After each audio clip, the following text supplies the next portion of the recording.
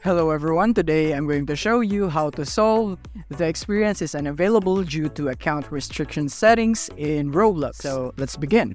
So if you're having trouble with this right here, as you can see in this image, if you're having trouble with this, then I have the simple solution for you. It's very easy to solve, so follow along.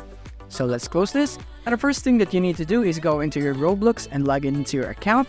And after that, you want to go click here on this gear icon or settings icon, and you want to click on settings. And once you're here, you want to go into privacy right here. And you would see the account restrictions right here. So you want to make sure that this is disabled right here. As you can see, mine is disabled. Make sure that it is not enabled like this, where it has been green. So make sure it's not green right here. And once you have done that, then you can also make sure that you set this into everyone right here. It's not set to no one right here. You can set as a friends that you want, but don't set it as no one.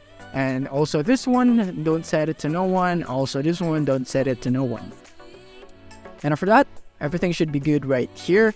And you can test out if the problem has been solved right here. Actually, with just this option right here, as long as you don't enable this account restriction, your problem should be solved. But if not, then you can just go extra mile and go set this into not no one right here. Make sure it's not set to no one.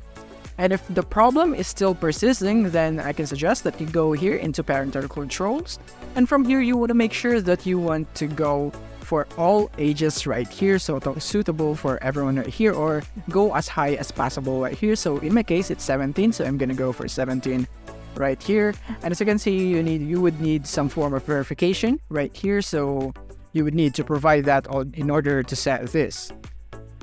And yeah, that is depending on how you set up your account, so that is very subjective. It's up to you. And that's basically how you solve that problem. I hope this video helped you out. Thank you for watching. If this video helped you out, don't forget to hit the like button and subscribe button so that you won't miss our future updates. Thank you for watching.